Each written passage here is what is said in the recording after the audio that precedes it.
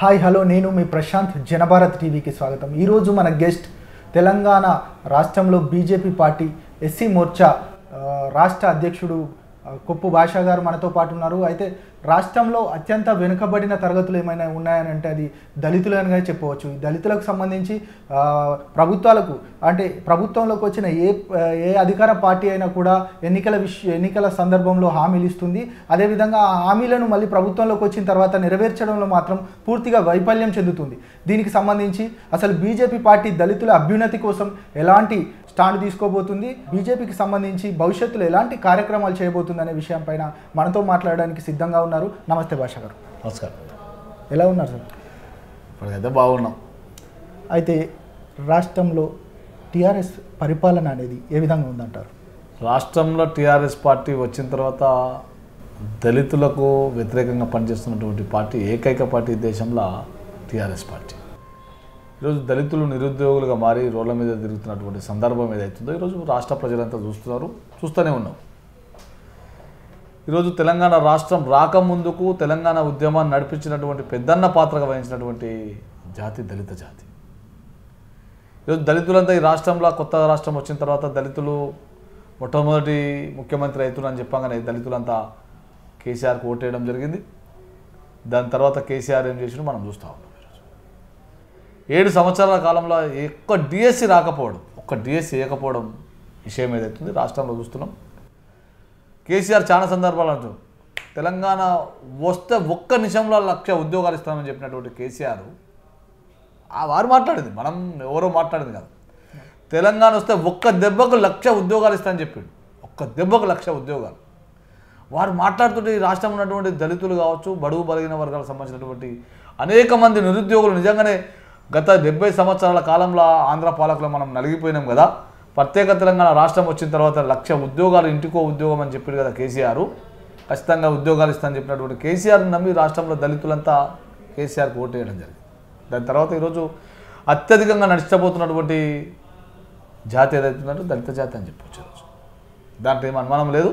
కానీ ఒకటి, ఈరోజు నరేంద్ర మోడీ వచ్చిన తర్వాత ఈ దేశంలో ఉన్నటువంటి అనేక మంది దళితులకు ఉపాధి అవకాశాలు కల్పించి దళిత అభ్యున్నతి కోసం పనిచేస్తున్నటువంటి పార్టీ ఏదంటే భారతీయ జనతా పార్టీ అని చెప్పచ్చు। ఇక రాష్ట్రంలో కేసీఆర్ ఎన్నికల హామీలలో దళితులకు 3 ఎకరాల భూమి ఇస్తానని హామీ ఇచ్చారు। దీనికి సంబంధించి అది ప్రారంభ దశలోనే పూర్తిగా దాన్ని ఆగిపోయిన పరిస్థితి కనబడుతుంది। దీనిపైన మీరేమంటారు?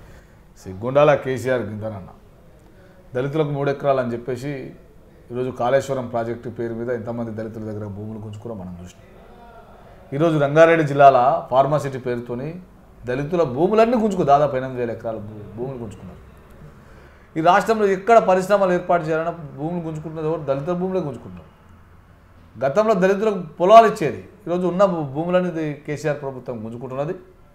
ఈరోజు దళితులు మోసం చేస్తున్నటువంటి సందర్భాలు ఏవైతున్నాయని చెప్పేసి అనేకమైనటువంటి సందర్భాలు, దళితులకు 3 ఎకరాలు అని చెప్పాడు, కేజీ టు పీజీ విద్య అని చెప్పాడు, దళితులకు డబుల్ బెడ్రూమ్లు అని చెప్పాడు, అసలు అనేక విషయాలు చెప్పి ఈరోజు ఎవరికి ఇచ్చినావు? దళితులు 3 ఎకరాల పొలం ఓనికి ఇచ్చినావు, ఇంటికో ఉద్యోగం ఎక్కడ బాయ్, తర్వాత డబుల్ బెడ్రూమ్లు ఎక్కడ బాయ్? ఈరోజు దళితులను మొత్తం అనేక ఒత్తిళ్లతో అనేక మోసం చేస్తున్నటువంటి వైఖరి ఈరోజు టీఆర్ఎస్ ప్రభుత్వం, కేసీఆర్ ప్రభుత్వం చేస్తున్నది। ఈరోజు దళితులు ముఖ్యమంత్రిని చేస్తానని చెప్పినాం।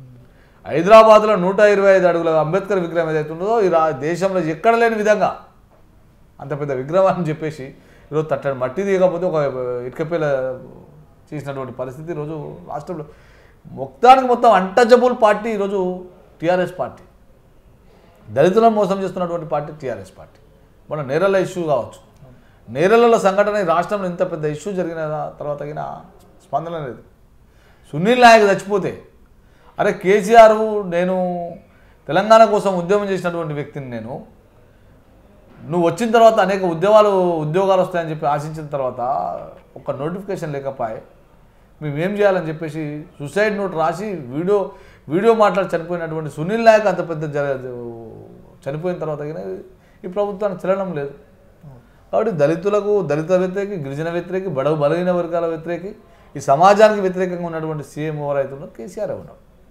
ఇది వాళ్ళ ఇంట్లో మాత్రం అన్ని ఉద్యోగాలు వచ్చినాయి కదా, కొడుక్కొచ్చే, బిడ్డకొచ్చే, అల్లునికొచ్చే, లాస్ట్కి దూరపు చుట్టాలకు అందరికీ ఉద్యోగాలు వచ్చినటువంటి సందర్భం మనం చూస్తున్నాం। కానీ ఈరోజు ఒకటే బాధ ఒకటే ఏమనిపిస్తుందంటే కిషోర్ దాని కోసమా మనం ఉద్యమాలు చేసింది, ఈ తెలంగాణ కోసం కాదు కానీ మనం ఉద్యమాలు చేసింది. అంటే బంగారు తెలంగాణ అంటే నిజంగా బంగారం లేక తెలంగాణ వస్తుందేమో, చదువుకున్న వాళ్ళందరికీ ఉద్యోగాలు వస్తాయేమో, లేకుంటే అనేక రకంగా ఆశించినటువంటి తెలంగాణ ఈరోజు కనబడతలేదు. అంటే ఇటువంటి తెలంగాణ కోసం యువకులు కోరుకోలేదు. మళ్ళీ మేము ఒకటే భారతీయ జనతా పార్టీ నుంచి మేము చెప్పేది ఒకటి ఏంటంటే, ఎప్పుడైతే తెలంగాణ కోసం ఉద్యమించినామో మరో తెలంగాణ కోసం మనం ఉద్యమిద్దాం తప్పితే ప్రాణాలు ఎవరు తీసుకోవద్దని చెప్పేసి మేము చెప్తున్నాం. కాబట్టి తెలంగాణ ఉద్యమం బలైన వాళ్ళు ఎవరు లేరు. ఈరోజు తెలంగాణ కోసం వ్యతిరేకంగా పనిచేసిన వాళ్ళు ఈరోజు కేసీఆర్ పక్కన కూర్చొని ఎంజాయ్ చేస్తున్నటువంటి పరిస్థితి మనం చూస్తున్నాం. కానీ ఇటువంటి తెలంగాణ కోసం మనం కోరుకుంటాం. ఇది విషయము. ఈరోజు బడుగు బలైన వర్గాలు అందరూ మోసపోతున్నాము, మోసం చేస్తూనే ఉన్నది కేసీఆర్. మళ్ళీ ఎలక్షన్లు వచ్చినప్పుడల్లా దళితులు యాదకి వస్తూ ఉంటాం. ఈరోజు నాగార్జున సాగర్లో 100 కోట్ల రూపాయలు విడుదల చేస్తా అని చెప్పిండు. తర్వాత ఎస్సీ సప్లాన్ చూసేసి ప్రగతి పద్ధతిని ఏర్పాటు చేయడం జరిగింది. ఎక్కడి ప్రగతి పద్దు, ఎక్కడి సప్లాన్ నిధులు, అసలు ఎక్కడ పోతున్నాయి పరిస్థితి అంతా. కానీ దళితుల మోసం చేస్తున్నటువంటి ఏకైక పార్టీ టీఆర్ఎస్ పార్టీ.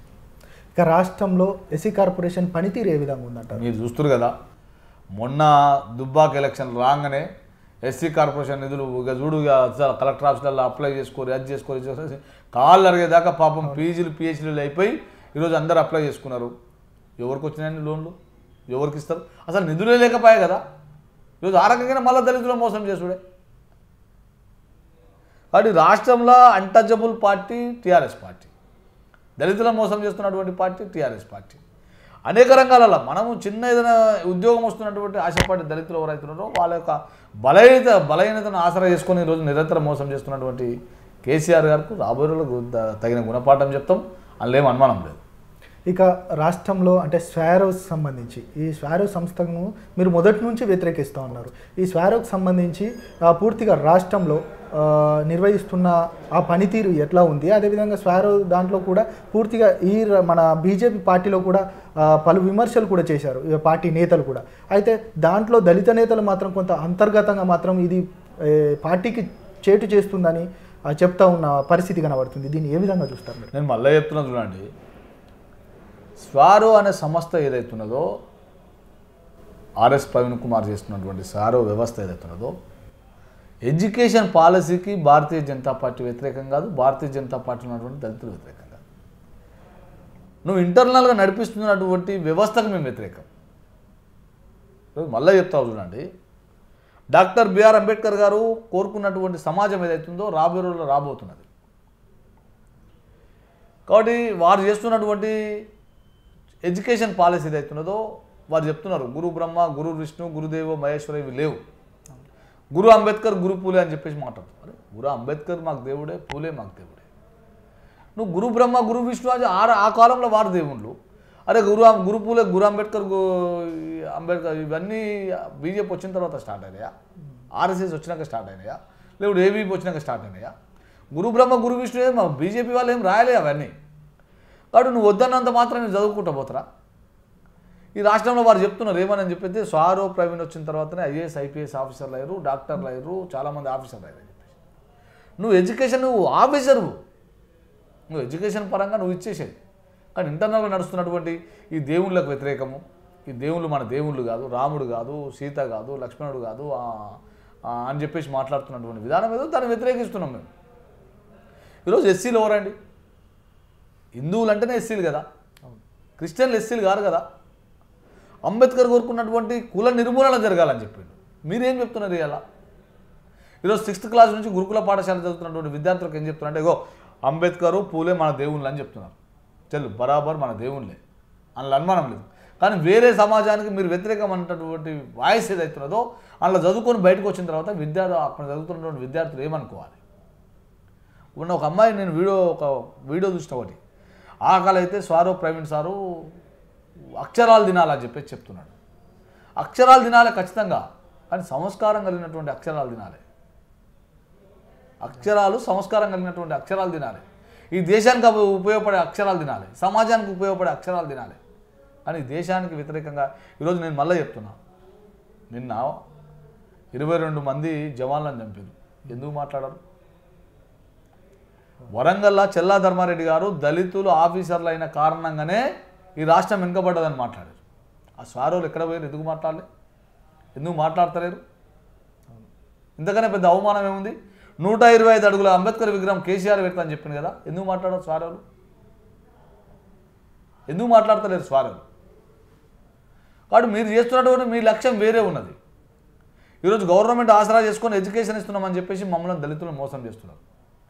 మీరు సర్టిఫికేట్లలో ఎస్సీ క్యాస్ట్, సబ్ క్యాస్ట్ అనేది ఎస్సీ క్రిస్టియన్స్ అని ఎందుకు కాలం పెట్టారు? క్రిస్టియన్స్ ఎస్సీలు కాదు కదా. ఈరోజు మేము ఒరిజినల్ హిందువులం, ఎస్సీలం. మేము అంటజబ్బులకు బీజేపీ పార్టీకి సంబంధం లేదు. మీరు అంటజబ్బులు ఎప్పుడు ఉండే దాదాపు 60-70 ఏళ్ళ కదా మా తాతలు మా పూర్వీకులు అంటజబ్బులు ఉంటాయి. ఈరోజు సమాజం మారుతుంది కదా. ఈరోజు మనువాదం అని మాట్లాడుతున్నారు. మనువాదం 70 ఏళ్ళ కింద అంబేద్కర్ కాల్చి పడేసాడు. ఇంకెక్కడ మనువాదం? మనమే పెద్ద మనువాదమైనాం. ఈరోజు కుల వ్యవస్థల మాల మాదిగా కుమ్మరి కమ్మరి అనితోని ఈరోజు మనం మళ్ళా స్టార్ట్ చేసే పరిస్థితి వచ్చింది. ఇంతకన్నా పెద్ద మనువాదులు ఎవరున్నారు? ఈరోజు అన్ని గుళ్ళలకు ఓటు రాణిస్తలేడు. గుళ్ళలకు రాకుంటే ఎందుకు పోతలేవు నువ్వు? గట్టిగా నీదేముందని చెప్పేసి ఎందుకు పోతలేవు? ఎవడు రాణిస్తారో వాని దందాం పారే అని చెప్పేసి నేను చెప్తాను. ఎవడైతే రానివాడో వాని దందాం పారే అని చెప్తున్నాను నేను. నువ్వు గుడికే పోవు, గుళ్ళకి రాని అని చెప్పేసి వేరే గుళ్ళకి పోతా ఉన్నావు. పో భయ్, మేము ఏమొద్దని చెప్తున్నావు. నువ్వు చర్చిలకో ఇంకొక దగ్గర నువ్వు అక్కడ పోయిన తర్వాత నువ్వు ఎస్సీ అని చెప్పకు. నువ్వు గుళ్ళకి రాని కూడా గుళ్ళకి రాకుండా నీకు ఇష్టం లేకపోయి, రాముడు ఇష్టం లేకపోయి, లక్ష్మణుడు ఇష్టం లేకపోయి, ఆంజనేయ స్వామి ఇష్టం లేకపోయి, వెంకటేశ్వర స్వామి ఇష్టం లేకపోయి, కానీ నువ్వు గుళ్ళకి రానిలేనంత మాత్రం నువ్వు అవతలకు పోయి నేను ఎస్సీ అని చెప్తే మాత్రం మేము ఒప్పుకో. ఈరోజు స్వారో ప్రవీణ్ కుమార్ సార్ చెప్తున్నటువంటి విషయాలు ఏవైతున్నాయో ఎడ్యుకేషన్ పాలసీని మేము వ్యతిరేకం కాదు. వారు చేస్తున్నటువంటి ఇంటర్నల్ విషయాలు ఏవైతున్నాయో దానికి వ్యతిరేకం. మీరు రోజు ఐపీఎస్ ఆఫీసరు 9 ఏళ్ల నుంచి ఆ శాఖలో పనిచేస్తున్నారు. ఈ దేశంలో ఎవరైనా పనిచేసిరా అండి?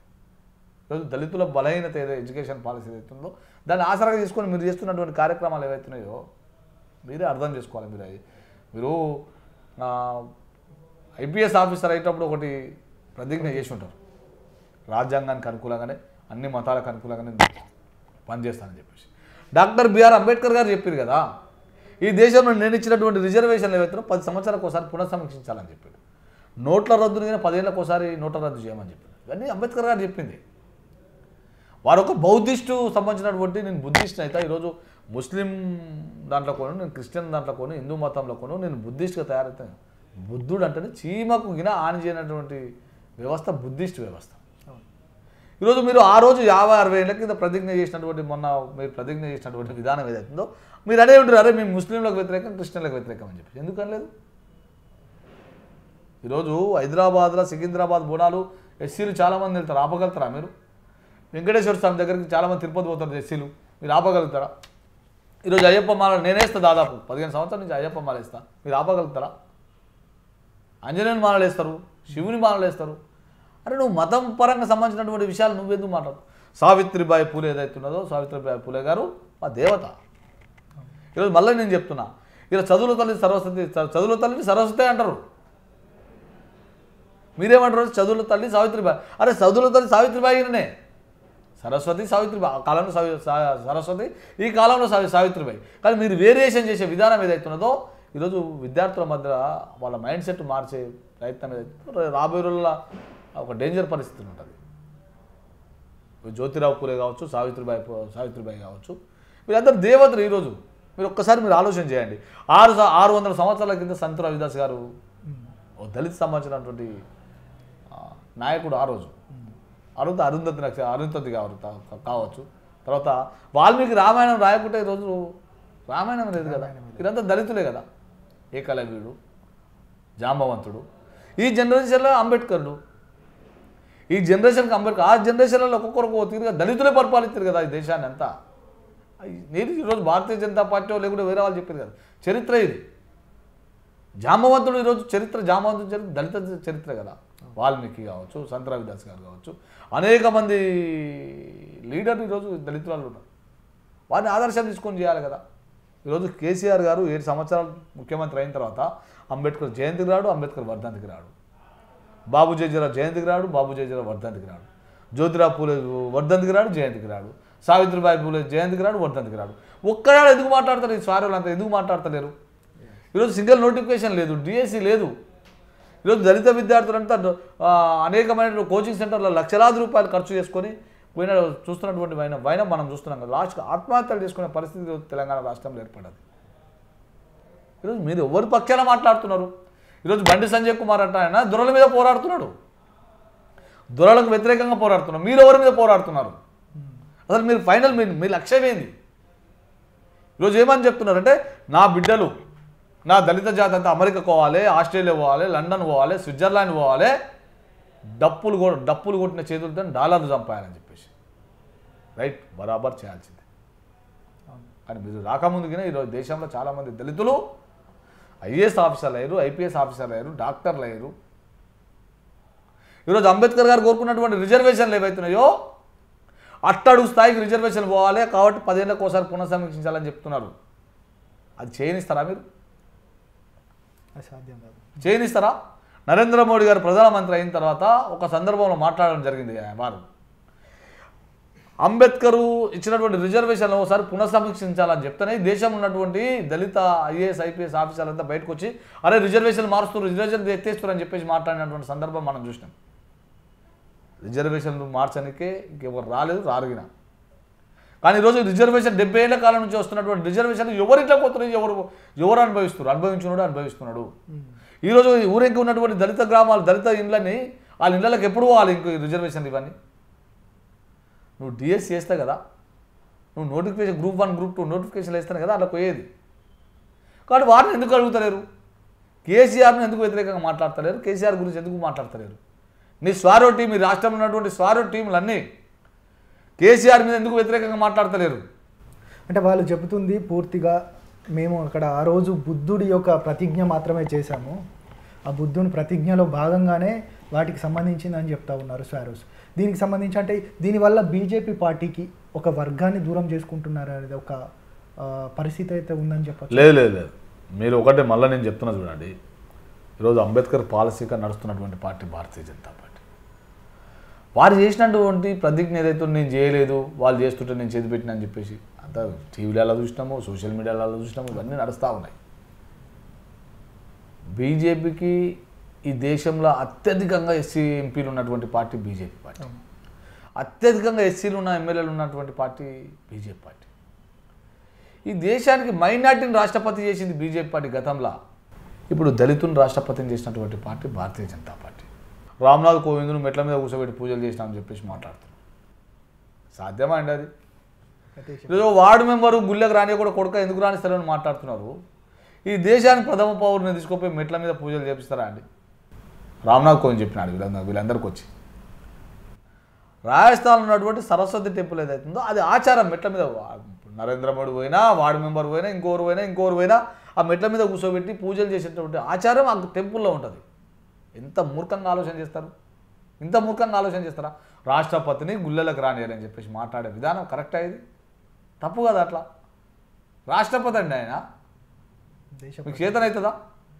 ఈ రాష్ట్రంలో సిపిఎం పార్టీలా చాలాసార్లు మాట్లాడుతుంటుంది. రాష్ట్ర కార్యదర్శిని చేయగలుగుతుందా? ఒక ఎస్సీని పొలిట్ బ్యూరో సభ్యుని చేయగలుగుతుందా? ఈరోజు టీఆర్ఎస్ పార్టీ వాళ్ళ పార్టీకి రాష్ట్ర అధ్యక్షుని చేయగలుగుతుందా? ఎస్సీని కాంగ్రెస్ పార్టీ చేయగలుగుతుందా? ఇక్కడ ఉన్నటువంటి పార్టీలు ఏమైనా చేయగలుగుతాయా?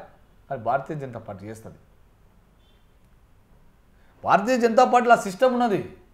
ఈ దేశానికి జాతీయ అధ్యక్షుని చేసింది భారతీయ జనతా పార్టీ బంగారు లక్ష్మణ్ గారిని. కాబట్టి భారతీయ జనతా పార్టీ దళితుల పార్టీది. ఇక్కడ ఉన్నటువంటి విష ప్రచారం ఏదైతున్నదో ఈరోజు దళితులకు వ్యతిరేకమైనటువంటి పార్టీ బీజేపీ పార్టీ, అంబేద్కర్ వ్యతిరేకమైనటువంటి పార్టీ బీజేపీ పార్టీ అని చెప్తున్నారు కదా. నేను ఒకటే బల్ల అడుగుతున్నా, ఈ రాష్ట్రంలో భారతీయ జనతా పార్టీ సంబంధించినటువంటి ఎంపీటీసీలు ఎంతమంది ఉంటారండి? సర్పంచ్లు ఎంతమంది ఉన్నారు? గతంలో కావచ్చు, ఉమ్మడి ఆంధ్రప్రదేశ్లో కావచ్చు, తెలంగాణ వచ్చిన తర్వాత మీ గ్రామాలలో మొత్తం మీరే కదా టీఆర్ఎస్ సర్పంచులు, టీఆర్ఎస్ ఎంపీటీసీలు, టీఆర్ఎస్ ఎంపీపీలు, టీఆర్ఎస్ జడ్పీటీసీలే కదా. గుళ్ళలకు ఎవరు రాణిస్తలేరు? మీరే కదా రానియకపోవడం. ఇప్పుడు మీరు రానియలేదు, గతంలో టీడీపీ రానియలేదు, అంతకుముందు కాంగ్రెస్ రానియలేదు. మేము ఈ రాష్ట్రంలో ఎప్పుడు అధికారంలో ఉన్నాం? ఈ దేశంలో మీరే అధికారం ఉన్నారు కదా, ఈ రాష్ట్రాలలో మీరే అధికారాలు ఉన్నారు కదా. మీరు గుళ్ళలకు రానియకుండా మమ్మల్ని అంటారు ఎట్లా? ఇది కరెక్ట్. గుళ్ళలో ఇప్పుడు గ్రామానికి ప్రథమ పౌరుడు ఎవరండి? సర్పంచ్ కదా. ఆ ఊర్లో సర్పంచ్ దొరనో కూడా ఉంటారు కదా. ఆ పార్టీ ఏ పార్టీ ఉంటుంది? గతంలో కాంగ్రెస్, తర్వాత టీడీపీ, ఇప్పుడు టీఆర్ఎస్. మేము ఎంతమంది ఉంటామంటే ఉంటే 150-200 మంది ఉండొచ్చు సర్పంచ్లు. 12,000 గ్రామ పంచాయతీలలో దాదాపు 12,000 గ్రామ పంచాయతీలు ఉన్నాయి కదా. గ్రామ పంచాయతీల సర్పంచ్లు అంతా మీరే కదా. అన్ని గ్రామ పంచాయతీలలో విహెచ్పి, ఆర్ఎస్ఎస్, భజన శాఖలు ఉన్నాయా? మీరు నిజంగా దళిత వ్యతిరేకమైనటువంటి పార్టీలు గతంలో కాంగ్రెస్ కావచ్చు, టీడీపీ కావచ్చు, ఇప్పుడు టీఆర్ఎస్. అంటే ఆ ముసుగులు ఎత్తేయండి అని చెప్తున్నాం మేము. అంబేద్కర్ వాదులం నిజంగా మేము. ఈరోజు మీకు ఒక క్యాస్ట్ సర్టిఫికేట్ రాసినప్పుడు ఏమని చెప్తాం? క్రిస్టియన్లో కోతారు ఆయన, క్రిస్టియన్లో చర్చిలో కోతారు, అన్ని కోత కిందికి వచ్చేసరికి హిందూ అని రాస్తాడు, రిలీజియన్ కాడ హిందూ అని రాస్తాడు. నువ్వు క్రిస్టియన్లో కొన్నప్పుడు క్రిస్టియన్ అని రాయొచ్చు కదా, కానీ మళ్ళీ ఎస్సీ సర్టిఫికేట్ కావాలి కాబట్టి హిందూ అని రాస్తాడు. వాట్స్ ఎస్సీ అంటేనే హిందూ, అందులో ఏం అనుమానం లేదు. మేము ఎల్లమ్మని పూజిస్తాం, పోషమ్మని పూజిస్తాం, ఆంజనేయుని స్వామిని పూజిస్తాం, అయ్యప్పని పూజిస్తాం, రాముని పూజిస్తాం, సమస్త దేవతలందరినీ పూజించుకుంటేనే అవతని మతాలంగానే పూజిస్తాము. నేను మళ్ళీ ఇంకొకసారి ఎగ్జాంపుల్ చెప్తా చూడండి. ఈ దేశంలో మేము రాజకీయం చేయాలనుకుంటున్నాం అనుకోండి, ఏముందని చర్చిలోకి పోయి సిల్వన్ వేసుకోవచ్చు, మసీదులకు పోయి టోపీ వేసుకొని చేసుకుంటే మిగతా పార్టీలు ఉంటాయి ఈ దేశంలో. ఈరోజు మా సోదరులు చాలామంది అంటుంటారు ఎస్సీ, ఎస్టీ, బీసీ, మైనార్టీల ఐక్యత అని చెప్పేసి. ఈరోజు ముస్లిం సోదరులు ఎవరైతున్నారో దర్గా కాడుకు వాగానే దట్టి గట్టి శాలువ కప్తారు. ఓకే, వాళ్ళ మతాన్ని వాళ్ళ గుడి కాడుకున్నప్పుడు వాళ్ళు గౌరవించే విధానం. కానీ ఇంకొకటి నేను చెప్తా చూడండి, బాగా గుర్తుపెట్టుకోండి. దర్గా వాళ్ళ యొక్క మసీదులు ఏవైతున్నాయో ఈరోజు వార్డు మెంబర్ కానించి ప్రధానమంత్రి దాకా వాళ్ళ మసీదులు తీసుకోపోయి వారు ఎంబడి ప్రార్థన చేస్తారా? వాళ్ళది తప్పని కాదు, వాళ్ళ మతం గౌరవం అది. మా మతాన్ని మేము గౌరవించుకుంటాం, మేమే పూజలు చేసుకుంటాం, మేము ప్రార్థన చేస్తాం. వాళ్ళ ఎంబడి తీసుకుపోయి ఏమైనా నమాజ్ చేయనిస్తారా? అట్లా అని చెప్పేసి మేము వ్యతిరేకం కాదు. వాళ్ళ నమాజ్, వాళ్ళ ప్రార్థన, వాళ్ళ యొక్క మతం ఇంపార్టెన్స్ వాళ్ళు కాపాడుకుంటున్నారు. ఈరోజు హిందూ మతాన్ని మనం ఎందుకు కాపాడుకోవద్దు? ఈరోజు తిరుపతికి అన్ని మతాలు పోతున్నాయి కదా, శబరిమల అన్ని మతాలు పోతున్నాయి కదా, మిగతా గుళ్ళలకు, హిందూ గుళ్ళలకు అన్ని మతాలు పోతున్నాయి కదా. ఎవరైనా ఆపుతున్నారా? ఏది గొప్పదండి? ఈరోజు హిందూ గుళ్ళలకు అందరూ పోతున్నారు కదా. ఎవరు ఆపుతున్నారండి? 70 ఏళ్ళ కింద చేసినటువంటి హిందూ మనువాదం ఏదైతుందో ఆ మనువాదం లేదు ఇప్పుడు. మిమ్మల్ని రమ్మని చెప్తున్నారు అంతా. మనువాదం ఉంటే ఈరోజు స్వారో ప్రవీణ్ సార్ ఎట్లా ఐపీఎస్ ఆఫీసర్ అవుతాడా? మనువాదం చచ్చిపోయింది. అంబేద్కర్ ఆ రోజు కాల్చి పడేశాడు.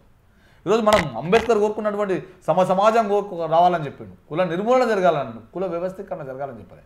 ఈరోజు అంబేద్కర్ జయంతి ఏప్రిల్ 14th వస్తుంది. ఈరోజు ఆడిగా చూసి ఆడికి వస్తారు, ఒక్కరోజు స్టేజ్ లేచిగా మాట్లాడుతూ ఉంటారు. ఇన్ని సంవత్సరాల కాలంలో ఎక్కడ పోతున్నాయి రిజర్వేషన్లని? ఎవరు తింటున్నాడు? రిజర్వేషన్లు వస్తూనే ఉన్నాయి కదా, ఎవరు తింటున్నారు ఇవన్నీ? కాబట్టి మేము కోరుకున్నది ఒకటే, ఎవరికైతే రిజర్వేషన్ ఈరోజు అంబేద్కర్ గారు ఇచ్చినటువంటి రిజర్వేషన్లు ఏవైతున్నాయో ఆ గుడిసెలకు పోవాలని చెప్తున్నాం మేము. ఒక్కొక్కరి ఇంట్లో ఐఏఎస్, ఐపీఎస్ ఆఫీసర్లు అయిన వాళ్ళకి వాళ్ళ పిల్లలకు అందరికీ అదే రిజర్వేషన్ ఇస్తే ఎట్లా? వాళ్ళకి ఇవ్వాలి. ఎప్పుడు ఇవ్వాలి? అందరికీ అందిన తర్వాత మిగిలితే వాళ్ళకి ఇద్దామని నేను అంటున్నాను. ఇప్పుడు నేను రిజర్వేషన్ పరంగా నేనేం చేయలేదండి. మా ఇంట్లో ఒక ఉద్యోగం రాలే, కానీ వచ్చిన ఇంట్లోనే దాదాపు 15, 16 దాదాపు 7 జనరేషన్ నుంచి వాళ్ళు ఉద్యోగాలు చేసుకుంటున్నారు కదా. వాళ్ళే మాట్లాడతారు మళ్ళీ అంబేద్కర్ ఏమని. ఒక్కనాడు అంబేద్కర్ పూలదండ అయినోడికి అంబేద్కర్ గురించి మాట్లాడతాడు. కానీ రిజర్వేషన్ మొత్తం అనుభవించేది వాడే. అనుభవించండి, వద్దని చెప్తారు, కానీ అందరూ అనుభవించినాక నువ్వు అనుభవించు. కాబట్టి ఈ దేశంలో, ఈ రాష్ట్రంలో అనేక మంది దళితులకు నేను ఒకటే విషయం చెప్తా ఉన్నాను. ఎవడైతే గుళ్ళకు రానిలో తన్నూరు పోయి వాళ్ళ అయ్యే జాగిర్లా వాళ్ళే గుళ్ళేమన్నా వాడు నువ్వు గుడికి ఒక ముందుకే నువ్వు గుళ్ళకే పోతలేవు, వాడు రాణిస్తారని చెప్పేసి నువ్వు వేరే దగ్గరకు ఎస్సీలు అంటే మాత్రం నేను సాయించాను. ఈరోజు దళితవాడలో క్రిస్టియన్ చర్చిలు ఎందుకు వస్తున్నాయి? ఆ చర్చిల కారణంగా ఇన్ని చర్చిలు వస్తున్నాయి కదా. మీ అభ్యున్నతి ఏంది?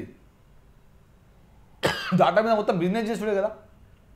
ఆ మతాన్ని వ్యతిరేకిస్తారు. మా దగ్గర ఒకటి బాలగ్రామ్ అని చర్చి ఉంటుంది. ఈరోజు వరకున వాళ్ళు ఒక ఇంటికి వచ్చి మతం మారమని చెప్పారు. క్రిస్టియన్స్, ఒరిజినల్ క్రిస్టియన్స్ ఒక దగ్గరకు వచ్చి మతం మారమని చెప్పారు. బిజినెస్ చేసుకునే క్రిస్టియన్స్ ఎవరైతున్నారో మతం మార్చడానికి ప్రయత్నం చేస్తారు. ఈరోజు హిందూ సమాజం అంతా బయటకు వచ్చి మీరంతా హిందువులకు రావాలని ఒక్కసారి వాళ్ళంతా ఇండ్ల పొంటి వస్తే వేరే మతాలు ఉంటాయని. కాబట్టి ఈరోజు ముస్లింలైనా, క్రిస్టియన్స్ అయినా, బౌద్ధులైనా అన్ని మతాలను గౌరవించాలి. కానీ హిందూ మతాన్ని టార్గెట్ చేసుకుంటూ నడుస్తున్నటువంటి వ్యవస్థను మాత్రం మేము ఒప్పుకునేది. ఇప్పుడు మా నాయన అనుభవించాడు, మా నాయన అంటజబులు అనుభవించాడు. ఆ రోజు చేసేవాడు మా నాయన. కానీ మా నాయన అన్నాడు హిందూ మతాన్ని వదలలే. మా పూర్వీకులు ఎన్నడూ హిందూ మతాన్ని వదలే కదా. నువ్వేం రాణించేదని చెప్పేసి ఓ రాయిని పెట్టుకున్నాం, ఎల్లమ్మ పోషమ్మని పెట్టుకున్నాం, పూజలు చేసుకున్నాం. ఈరోజు అదే బ్రాహ్మణిజం ఏదైతే బ్రాహ్మణిజం గురించి మాట్లాడుతున్నారు, అదే టెంపుల్ అక్కడ మనం పిలుస్తున్నాం, పోదాం పారు అందరం. అక్కడ అంబేద్కర్ కోరుకునేది కదా అంతే. ఈరోజు ఎలక్షన్లో పోటీ చేస్తున్నాం, చదువులలో ఎడ్యుకేషన్ పరంగా ముందుకు వస్తున్నాం, ఇంకా రకరకాలుగా ఈరోజు మంచి బట్టలు వేసుకుంటున్నాం, మంచి చెప్పులు వేసుకుంటున్నాం, మంచిగా తిరుగుతున్నాం. ఏడైతే అంట చెప్పులు ఉందో పోయి తందాంపా అని చెప్తున్నాం మనం. వాటి రాష్ట్రంలో నిరంతరం దళితులను మోసం చేస్తున్నటువంటి పార్టీ ముఖ్యమంత్రి కేసీఆరే. దయచేసి రాష్ట్రంలో ఉన్నటువంటి దళితులకు నేను ఒకటే చెప్తా ఉన్నా, ఈరోజు అన్ని రంగాల్లో మనం మోసపోతున్నాం. తెలంగాణ ఉద్యమంలో ముందస్తుని మనం ఉద్యమం చేసినటువంటి చరిత్ర దళితులది. ఈరోజు దళితులు ఏడురో మనకు తెలుసు. కాబట్టి ఏదేమైనప్పటికీ ఈ రాష్ట్రంలో ఉన్నటువంటి దళితులంతా రాబోయే రోజుల్లో బీజేపీ వెంబడి ఉంటారు. బీజేపీ అధికారంలోకి వస్తుంది. ఈ రాష్ట్రంలో బీజేపీ అధికారంలోకి వచ్చిన తర్వాత దళితుల అభ్యున్నతి కోసం పనిచేస్తారని చెప్పేసి నేను చెప్తాను. ఇక రాష్ట్ర ప్రభుత్వ విషయానికి వస్తే ఎన్నికల హామీలో భాగంగా ఇంటికొక ఉద్యోగం అనేది ఇస్తా అని చెప్పాడు. దీన్ని ఏ విధంగా చూస్తారు? ఈ ఇంటికో ఉద్యోగం దేవుడి వరకు మండలానికి ఉద్యోగం ఇచ్చిండా? ఒక్క చెప్రాసి ఉద్యోగం అని ఇచ్చిండా? నేను మళ్ళీ చెప్తున్నా కదా, ఇంటికో ఉద్యోగం లేదు, చెప్రాసి ఉద్యోగం లేదు, గ్రూప్ 1 ఏవి లేవు. నువ్వు వచ్చినప్పుడు ఒకటే ఆయన చేసేది, గొర్రెలు గొర్రెలు కాయాలి, సాకలోళ్ళు ఇస్త్రీ చేయాలి, బెస్తోళ్ళు చేపలు పట్టాలి, మాదిగోళ్ళు చెప్పులు కట్టాలి, బేగరుడు గడపారతో బొందలు చేయాలి. ఈ కులాల పరంగా వెనకడికి ఉండేది ఇవన్నీ. దొరల పాలన, నువ్వు చెప్పులు కుట్టుకోవాలి, నువ్వు ఇస్త్రీ చేయాలి, లేకుంటే ఏ కుల వ్యవస్థీకరణ ఉందో ఆ వ్యవస్థీకరణ ఈరోజు కేసీఆర్ తెస్తున్నాడు. గొల్లోడు గొర్రెలం కాయాలి, సాగలోడు బట్టలు ఉతకాలి, బయళ్ళ పని చేయాలి, బెస్తోళ్ళు చేపలు పట్టాలి. మళ్ళీ అదే కులపరంగా వృత్తులు ఏవైతున్నాయో మళ్ళీ కేసీఆర్ తెస్తున్నాడు, అదే రకంగా చేస్తున్నాడు. కాబట్టి యువత ఆలోచన చేయాలి. మొన్న 2 ఎమ్మెల్సీ ఎలక్షన్లు అయితే ఉద్యోగాలు లేక రోడ్ల మీద పడుతున్నటువంటి నిరుద్యోగులు అంతా ఏం చేశారు? ఓవరికి అమ్ముడు పోయారు. 500కు 1000కు 2000కు అమ్ముడు పోయి రోజు మళ్ళా గడీల పాలన నడుస్తున్నటువంటి వ్యవస్థను నడుస్తుంది. రాజు 8వ నిజాం కదా, నిజాంను పొగుడుతున్నాడు. తెలంగాణ రాష్ట్రం ముందుకు నిజాంను తిట్టినటువంటి వ్యక్తి, నిజాం లేకుంటే తెలంగాణ ఏడుందని చెప్పినటువంటి నాయకుడు కేసీఆర్. సునీల్ చచ్చిపోతే కనీసం ఖండించాలి. అరే ఈ రాష్ట్రంలో సాగుకుండి పోయి నేనున్న ముఖ్యమంత్రి మీకు అందరికి ఉద్యోగాలు ఇస్తాను కనీసం చెప్పాలి కదా. చెప్పిన పాపాన పోతలేడు. అందులో ఉన్నటువంటి ఎమ్మెల్యేలు, దళిత ఎమ్మెల్యేలు ఎవరైతే ఉన్నారో సపోర్ట్ కొట్టుకుంటూ కూర్చుంటారు, భజన చేసుకుంటూ కూర్చుంటారు. అరే మీ సార్ చెప్పిన విషయాలే కదా, దళితులకు 3 ఎకరాల పొలము, డబల్ బెడ్రూము, KG2 PG విద్య, ఇంటికో ఉద్యోగం, ఎన్ని మాటలు. తెలంగాణ వస్తే దెబ్బకు 1,00,000 ఉద్యోగాలు అని చెప్పిండు. దెబ్బకు 1,00,000 ఉద్యోగాలు. ఒక్కసారి ఊహించండి 1,00,000 ఉద్యోగాలంటే. ఈరోజు పరిశ్రమల పేరుతోనే దళితుల భూములు గుంజుకుంటున్నారు. మీరేమో ఇట్లా అంటున్నారు, కానీ కేసీఆర్ ప్రభుత్వం అంటే కేసీఆర్ మాత్రం పూర్తిగా దళితులకు ఎంతో న్యాయం చేశాడు. అదేవిధంగా తన క్యాబినెట్లో కూడా కొప్పుల ఈశ్వర్ని, అదేవిధంగా ఇప్పుడు బాల్క సుమన్కి సంబంధించిన కొన్ని అంటే బాల్క సుమన్ ప్రభుత్వ వైపుగా మిగతా ఎమ్మెల్యేలను కూడా సముచిత గౌరవం ఇస్తున్నారు అనేది దళితుల ఎమ్మెల్యేలు చెప్తున్నారు టీఆర్ఎస్లో. దీన్ని ఏ విధంగా చూస్తారు? వాళ్ళు మాట్లాడుకుంటే వాళ్ళ పెదవులు ఉండవు కదా. ఇప్పుడు రాజయ్య చిన్న ఏదో మంచిగా దోతి కట్టుకొని 2-3 సార్లు హాస్పిటల్లో పడి తిరుగుతూనే డిప్యూటీ సీఎం తీసిపోయినటువంటి సంగతి మనం చూసాం. ఇలా కొప్పులేశ్వర్ కానీ, బాల్క సుమన్ కానీ, రసమయ్య బాలకిషన్ కానీ, తర్వాత ఉన్నటువంటి ఎమ్మెల్యేలు ఎవరెవరు అవుతున్నారో మీకు అందరికీ తెలుసు. రేపు పొద్దుగాల ఎమ్మెల్యేలు కావాలంటే ఈయన కాకుండా ఆన్ తీస్తాడు, ఆమె కాకుండా ఇది ఇస్తాడు. వాళ్ళ మనస్సాక్షిని అడుక్కోమను, ఊకి ఇవన్నీ కాదు. అరే ఈ రాష్ట్రంలో దళితులకు ఈ యొక్క టీఆర్ఎస్ పార్టీ ఏం చేసింది, ఏం హామీలు ఇచ్చింది, ఏం చేసింది. స్లిప్పర్లు లేకుండా తిరిగినటువంటి బాల్క సుమను ఎక్కడి నుంచి వచ్చినాయి ఇవన్నీ డబ్బులు? తెలంగాణ ఉద్యమంలో ఉస్మానియా యూనివర్సిటీలో కనీసం స్లిప్పర్లు లేకుండా, బట్టలు లేకుండా, చెప్పులు లేకుండా తెలంగాణ కోసం ఉద్యమం చేసినటువంటి బాల్క సుమన్కు ఈరోజు కోట్లాది రూపాయలు ఎక్కడి నుంచి వచ్చినాయి? అటు వీళ్ళంతా ప్రభుత్వంలో ఉన్నటువంటి ఎమ్మెల్యేలంతా దందాలు చేసుకోనికే అదొక వ్యవస్థ. దందాలు చేసుకున్నటువంటి వ్యవస్థ ఎమ్మెల్యేలు చేస్తున్నారు. ఈరోజు దళితులంతా అన్యాయం అయిపోయారు. ఈ రాష్ట్రంలో దళితులు అన్యాయం అయిపోతూనే ఉన్నారు ఇప్పటికీ. వాడు ఏ సామాజిక వర్గానికి ఈయన ఎమ్మెల్యేలు చేసిన అది సాగు చూపించుకొని ఒక టీఆర్ఎస్ ప్రభుత్వం నడుస్తున్నది. ఇట్లా చాలా ప్రభుత్వాలు నడిచినాయి. రాబోయే రోజులలో 2023లో ఈ గడీల పాలనకు కథ పడే పరిస్థితి వస్తున్నది. ఈరోజు నిజాం పాలన నడిపిస్తున్నటువంటి కేసీఆర్ ఏదైతే నిజాం తగ్గట్టే ఉంటాడు. నిజాం ఎట్లా చేశారు ఈ యొక్క రాష్ట్ర ప్రజలు అట్లా చేస్తారు. ఇక కేంద్ర ప్రభుత్వ విషయానికి వస్తే రిజర్వేషన్లు తీసేస్తారనేది కొంత విమర్శ ఉంది. నేను మళ్ళీ చెప్తున్నా కదా, డాక్టర్ బాబాసాహెబ్ అంబేద్కర్ గారు నేను ఇచ్చినటువంటి రిజర్వేషన్లు ఏవైతున్నాయో అట్టడుగు స్థాయికి పోతున్నాయా పోతలేవా 10 ఏళ్ళకోసారి పునఃసమీక్షించాలని చెప్పిండు. తీసేయాలని చెప్పలే. అదే పాలసీని డాక్టర్ బిఆర్ ఈ దేశ ప్రధాని నరేంద్ర మోడీ గారు చేస్తున్నారు. మళ్ళీ ఇంకో విషయం చెప్తున్నారు. భారతరత్న ఎవరు ఇచ్చారండి అంబేద్కర్కు? పార్లమెంట్లో చిత్రపటాన్ని ఎవరు పెట్టారండి? బీజేపీ పార్టీ కదా, భారతరత్న బీజేపీ పార్టీ కదా. ఈరోజు పంచతీర్థాల పేరు మీద అనేక కోట్ల రూపాయలు పెట్టి దేశంలో అంబేద్కర్ గారు చదివింది, పెరిగింది, లండన్లో అయినా లండన్ ప్రభుత్వం దగ్గర పైసలు పెట్టి డబ్బులు ఉన్నటువంటి చరిత్ర మనం చూసినాం కదా. వాడు చనిపోయింది అన్ని రకాలుగా ఈరోజు అంబేద్కర్ గారి వారి యొక్క జీవిత చరిత్రనంతా ఆధారంగా చేసుకొని ఈరోజు నరేంద్ర మోడీ పరిపాలన నడిపిస్తున్నారు. గతంలో అంబేద్కర్ జయంతి గారికి నేషనల్ హాలిడే లేదు, ఈరోజు నేషనల్ హాలిడే ప్రకటించారు. తర్వాత వారం రోజులు పంచాయతీలలో వారోత్సవాలు చేయమని చెప్పి నరేంద్ర మోడీ గారు చెప్తున్నారు. ఇది కేసీఆర్ ఇంప్లిమెంట్ చేస్తున్నాడు. కానీ అంబేద్కర్ గారికి యొక్క మొత్తం ఆదర్శంగా తీసుకొని నడుస్తున్నటువంటి ప్రభుత్వం నరేంద్ర మోడీ గారిది. రిజర్వేషన్లు తీసేంత శక్తి ఎవరికి లేదు, తీయరు. అవన్నీ అపోహలు మాత్రమే. కాబట్టి నరేంద్ర మోడీ గారు అంబేద్కర్ పాలసీకి అనుకూలంగా పనిచేస్తున్నటువంటి ఏకైక ప్రధాని నరేంద్ర మోడీ గారు. ఇక బీజేపీ పార్టీ అంటే కొంత దళిత వ్యతిరేక అనేది ఒక ముద్ర ఉంది. దీనికి సంబంధించి భవిష్యత్తులో ఎట్లాంటి కార్యక్రమాలు చేయబోతున్నారు? దళితులకు సంబంధించి అభివృద్ధి కార్యక్రమాలు అంటే వారి యొక్క అభ్యున్నతికి సంబంధించి ఎలాంటి కార్యక్రమాలు తీసుకోబోతుంది బీజేపీ? నేను మళ్ళీ చెప్తాను. బీజేపీ దళిత వ్యతిరేక అంటే దేశానికి రాష్ట్రపతి రామ్నాథ్ కోవింద్ చేసినందుకు దళిత వ్యతిరేక. బీజేపీలో అత్యధికంగా ఎంపీలు ఎస్సీ ఎంపీలు ఉన్నందుకు దళిత వ్యతిరేక. ఈ దేశంలో హైయెస్ట్ ఎమ్మెల్యేలు ఎస్సీలు ఉన్నందుకు దళిత వ్యతిరేక. అంబేద్కర్ గారికి భారతరత్న అవార్డు ఇచ్చినందుకు దళిత వ్యతిరేక. తర్వాత అంబేద్కర్ గారి చిత్రపటాన్ని పార్లమెంట్లో పెట్టించినందుకు దళిత వ్యతిరేక. ఈరోజు అంబేద్కర్ గారి జీవిత చరిత్ర పంచతీర్థాల పేరు మీద దేశవ్యాప్తంగా కార్యక్రమాలు చేస్తున్నందుకు దళిత వ్యతిరేక. ఈరోజు పంచాయతీలలో వారం రోజులు అంబేద్కర్ గారి జయంతి కార్యక్రమాలు చేయమన్నందుకు దళిత వ్యతిరేక. ఈరోజు దళిత అభ్యున్నతి కోసం అనేక సంక్షేమ పథకాలు తీసుకొచ్చినటువంటి ప్రధానమంత్రి గారు చేసినటువంటి కార్యక్రమాలకు దళిత వ్యతిరేక. ఎన్ని చెప్పుకుంటూ పోవాలి? కొన్ని వందల కోట్ల రూపాయలు ఈరోజు దళిత సమాజానికి ఇస్తున్నటువంటి ప్రభుత్వం నరేంద్ర మోడీ గారి ప్రభుత్వం. మొన్న పోస్ట్ మెట్రిక్ స్కాలర్షిప్లు దాదాపు 56,000 కోట్ల రూపాయలను ఈ దేశంలో రిలీజ్ చేసింది కదా, దానికి దళిత వ్యతిరేక. కాబట్టి సీఎం కేసీఆర్ 125 అడుగుల విగ్రహం పెట్టినందుకు పెట్టి అబద్ధం ఆడినందుకు వాళ్ళు దళిత అనుకూలం అవుతున్నారా? దళితులకు 3 ఎకరాల పొలం ఇచ్చి ఇయ్యనందుకు వాళ్ళకు దళితులకు అనుకూలం అవుతున్నారా? ఈరోజు ఈ రాష్ట్రంలో ఉన్నటువంటి దళితులను నిరంతరం మోసం చేస్తున్నటువంటి కేసీఆర్ దళితులకు అనుకూలం అవుతున్నారా? ఈరోజు బీజేపీ పార్టీ ఏమో దళితుల వ్యతిరేకి, వారేమో దళిత అనుకూలమా? మరి మీరే ఆలోచన చేసుకోవాలి. ఈ దేశంలో నరేంద్ర మోడీ గారు దళితుల అభ్యున్నతి కోసం పనిచేస్తున్నటువంటి వ్యక్తి నరేంద్ర మోడీ గారు. మీరు ఎప్పుడైనా ఢిల్లీ పోయినప్పుడు చూడండి, అంబేద్కర్ భవన్ చూస్తే తెలుస్తుంది. నెలకోసారి 4-5 వేల మందితో కార్యక్రమాలు చేస్తుంటారు, దానికి సంబంధించినటువంటి కార్యక్రమాలు. కాబట్టి భారతీయ జనతా పార్టీ దళితులకు అనుకూలమైనటువంటి పార్టీ. రాబోయే రోజుల్లో ఇక తెలంగాణ రాష్ట్రంలో దళితులంతా బీజేపీలో చేరే అవకాశం ఉంది, చేరుతారు. ఓకే, థ్యాంక్ యూ అండి. ఇది కొప్పు భాషా గారు చెబుతుంది. ఖచ్చితంగా బీజేపీ ప్రభుత్వమే దళితుల అభ్యున్నతి కోసం పాటుపడుతుంది. భారతదేశ స్వతంత్రం తర్వాత కూడా బీజేపీయే దళితులకు సంబంధించి సముచిత స్థానం ఇస్తూ ఉంది. అదేవిధంగా రాష్ట్రపతి కోవింద్ను కూడా మేము రాష్ట్రపతిగా చూసాము. అదేవిధంగా రాష్ట్రంలో కూడా అనేక పదవులు దళితులకు ఇచ్చాము. అదేవిధంగా అన్ని అభివృద్ధి కార్యక్రమాలు దళితుల అభ్యున్నతి కోసం మేము ఖచ్చితంగా పాటుపడతామని కొప్పు భాషా గారు చెప్తున్నారు.